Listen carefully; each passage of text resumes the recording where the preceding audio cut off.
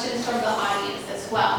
So going back a little bit to Empoderación and Educación, and going into the behind-the-scenes work, what are some pivotal events that you think are going to be important, not just to our students, but also to you as individuals and your identity?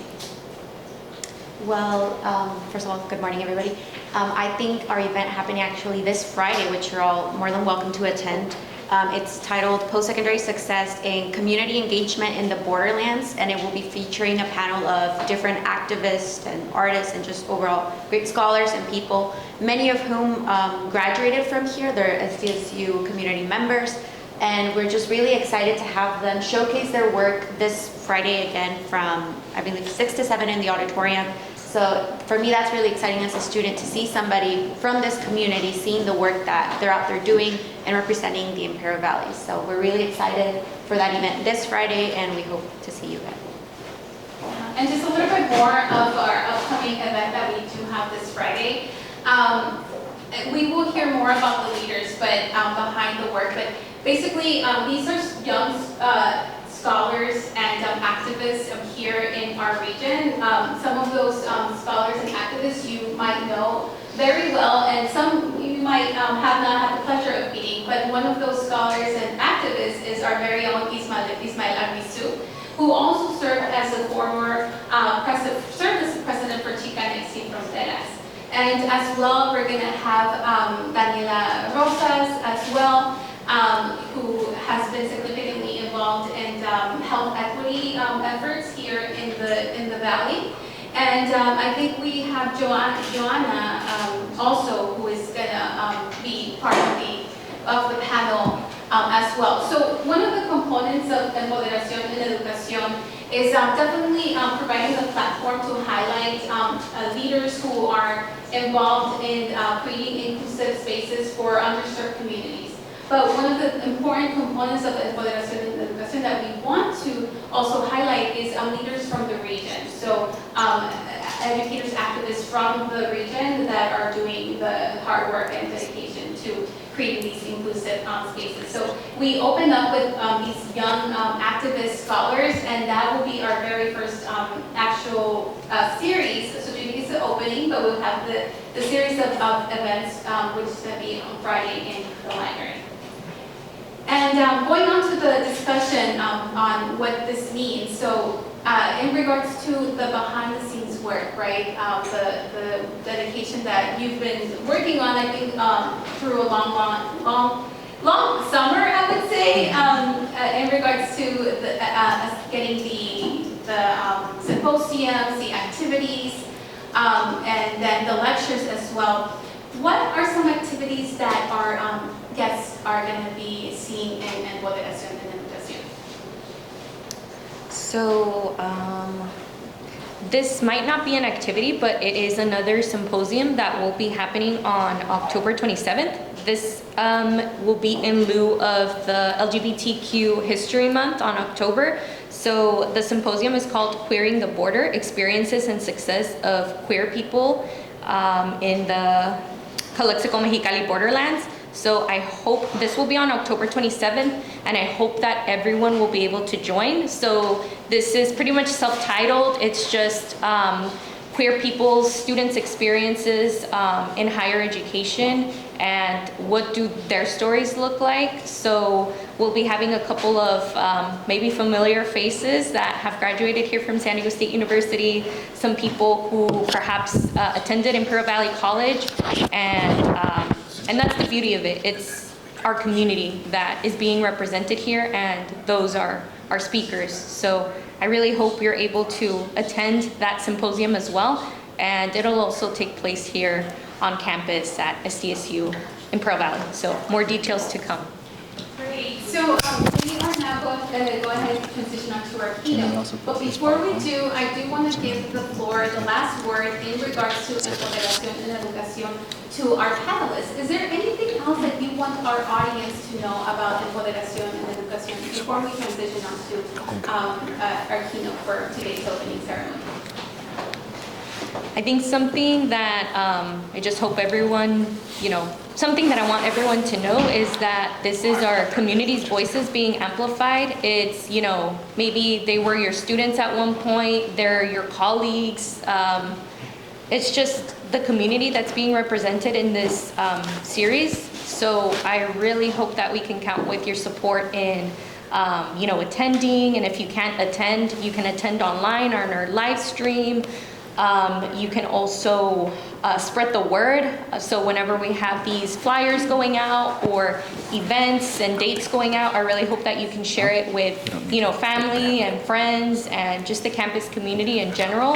I think that awareness on what our campus does is very important, and like it has been mentioned before, SDSU Imperial Valley, we can't keep it a hidden gem. It has to be something that, everyone knows that is available for them, and that people can earn a good, high quality education here in the Imperial Valley. So, thank you.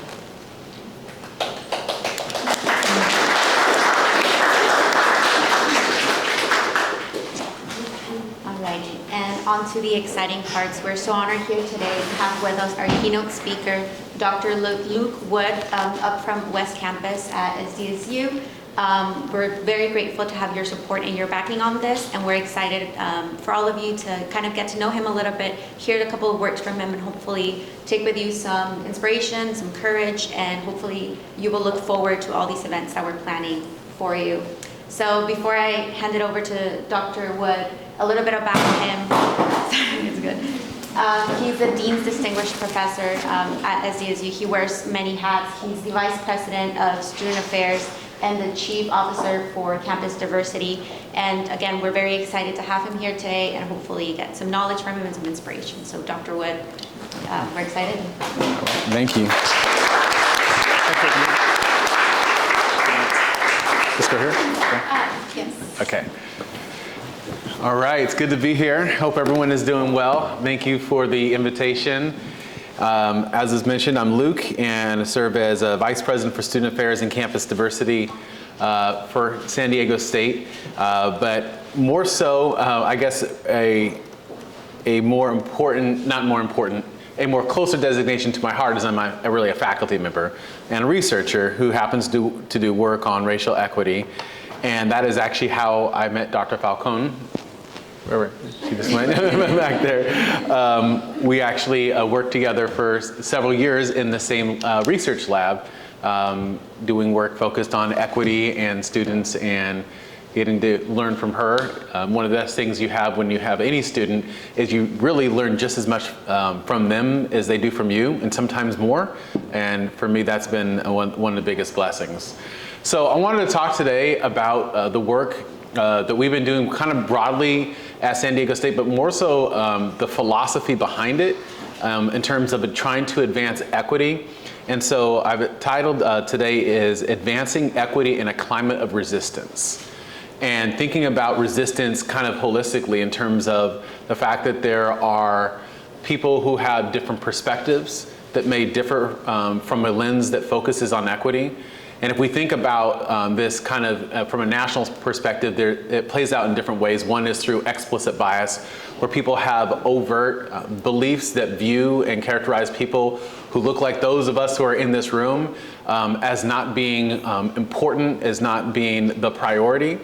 And those are explicit beliefs, but there's also those who hold more implicit beliefs that are kind of beneath the surface, that are not overt in their perspectives, but still have the same ideologies. And throughout the pandemic era, we saw this play out. One of the ways we did was through the insurrection that took place at the nation's capital, right? Where you had imagery of white supremacist organizations kind of melded at the same time with imageries of Americana, and thinking about how those types of ideologies are unfortunately very pervasive across colleges and universities, across corporate America, across healthcare systems, and ultimately, if we're going to create a better society, we have to engage, whether it's explicit or implicit, kind of head on. And so part of one way we want to situate and think about it is during COVID-19, which was, I think, a very tough time for many of us, COVID-19 had a disproportionate impact on minoritized communities. So we know that there were greater infections, there was greater unemployment, and unfortunately greater loss of life. But the challenge in coming out of COVID-19 and moving into this current era is that we have to look back and think about what were some of the things that didn't take place, and what was the result of that. And the result of it was trauma. But here are some of the things that didn't take place. Many of us had loved ones, for example, who may not have made it through the pandemic era. And being able to be bedside with someone as they were transitioning from this life to the next was something that wasn't available to us. Someone very close and dear to me and my family, my uncle, who was more than just my uncle to me, but was very, very close family member, he passed. And my last exchange with him was through Zoom, right? And through a phone, rather than being able to be there with him. Or if we think about what would normally happen after someone would